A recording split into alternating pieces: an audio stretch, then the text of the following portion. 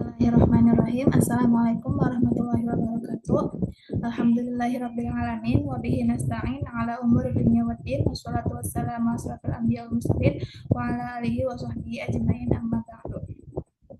Yang saya hormati Bapak Muhsan Nawawi MA selaku dosen pengampu mata kuliah Balaghah Qur'aniyah. Saya Sakila Ramadhani dari kelas 5A dengan NIM akhir 10. Di sini saya akan menjelaskan analisis Balaghah Qur'aniyah, analisis Balaghah dalam surah Ad-Duha ayat 1, 2, dan 4. Bismillahirrahmanirrahim. Ayat pertama,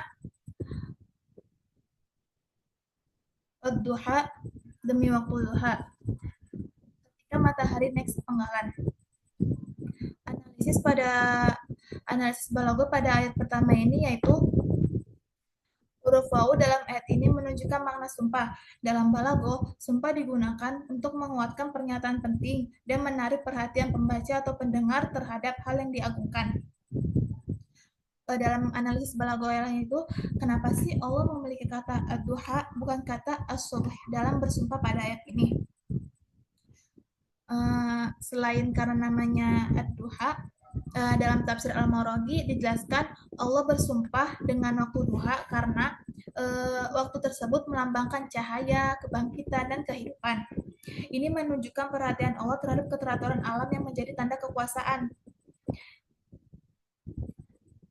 Penggunaan kata ad-duha dalam tafsir Al-Maraghi ini dijelaskan juga merujuk pada cahaya terang pagi, menandakan bahwa kehidupan selalu dimulai kembali setelah kegelapan malam. Selanjutnya dalam tafsir lain yaitu tafsir Ibnu Katsir dijelaskan bahwa waktu duha dipilih karena merupakan waktu yang sempurna untuk aktivitas manusia, melambangkan masa kemudahan setelah masa kesulitan.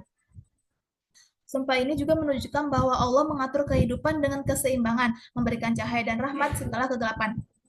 Kalau dalam analisis Balaghah-nya itu pemilihan kata ad-duha ini daripada kata as-suruh karena ad-duha ini memiliki lebih kuat dan simbolis dibandingkan kata as-subuh, karena juga ad-duha ini menggambarkan puncak terang setelah malam.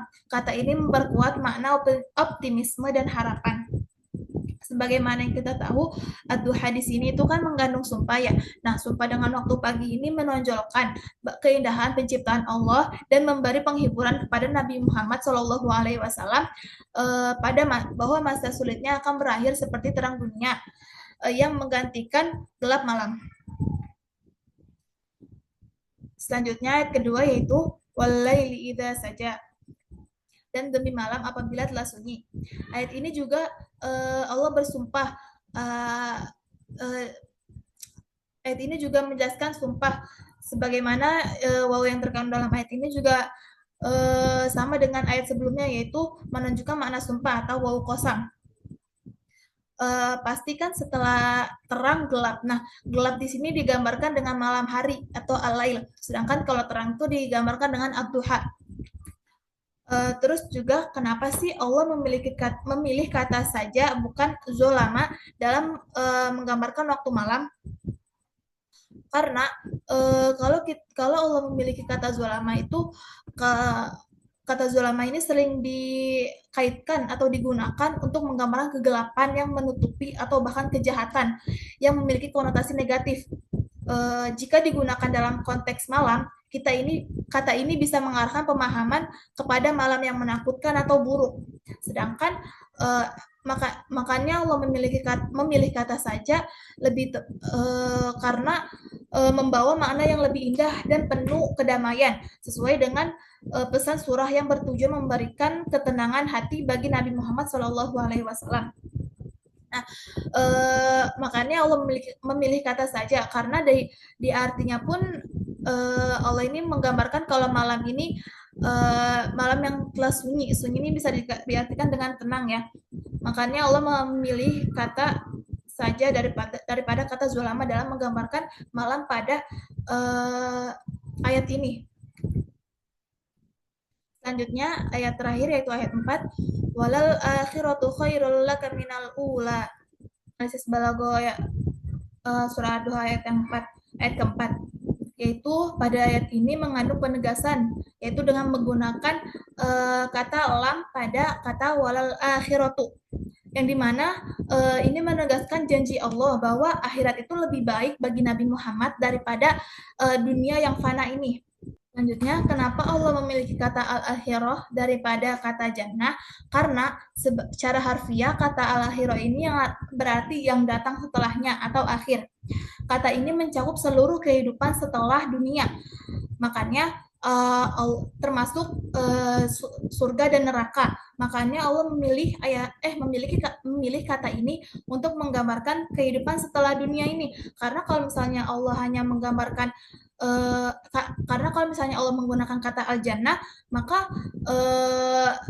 manusia berspekulasi kalau kehidupan setelah dunia ini enak aja gitu, semua orang masuk surga, padahal kehidupan setelah dunia ini ada surga dan neraka. Makanya Allah memilih kata al-akhirah karena dia tuh mencakup kehidupan setelah dunia, yaitu surga dan neraka, bukan hanya surga saja.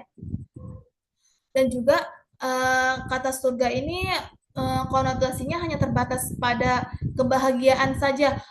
Eh, Sebagaimana yang kita tahu bahwa kehidupan dunia ini kan eh, balasannya itu antara surga dan neraka, yaitu kesenangan atau kebahagiaan, kesenangan atau kesengsaraan. Kalau orang yang sering beramal soleh, mengerjakan sholat lima waktu, dan lain sebagainya, atau mengerjakan amal-amal baik, pasti akan masuk surga. Sedangkan yang melalaikan segala perintah Allah itu akan masuk neraka. Makanya Allah memilih kata al-akhirah untuk menggambarkan kehidupan setelah dunia. Kenapa Allah memilih kata al-ula daripada kata ad-dunya? Karena al-ula ini merujuk pada kehidupan duniawi yang sementara atau yang pertama, yaitu kehidupan yang fana dan sementara yang kita alami sekarang ini. Penggunaan kata ini memberikan gambaran tentang kehidupan dunia sebagai sesuatu yang tidak abadi, sementara ad-dunya ini lebih umum dan bisa memiliki konotasi yang lebih luas. Terus juga dengan memilih al-ula, Allah ingin menegaskan bahwa dunia ini adalah yang pertama atau permulaan, yang sementara, yang pada akhirnya akan digantikan oleh kehidupan akhirat yang baik dan lebih abadi atau kekal. Terus juga penggunaan kata al-ula ini memberikan penekanan yang lebih mendalam bahwa dunia ini bukanlah segalanya, dan kehidupan akhirat itu jauh lebih baik daripada kehidupan dunia. Maka dalam konteks ini Allah ingin memberikan semangat dan penghiburan kepada Nabi Muhammad yang mengalami masa-masa penuh ujian dengan mengingatkan bahwa beliau eh, dengan mengingatkan beliau bahwa kehidupan dunia ini bukanlah tujuan utama dan yang lebih penting adalah apa yang menanti di akhirat kelak.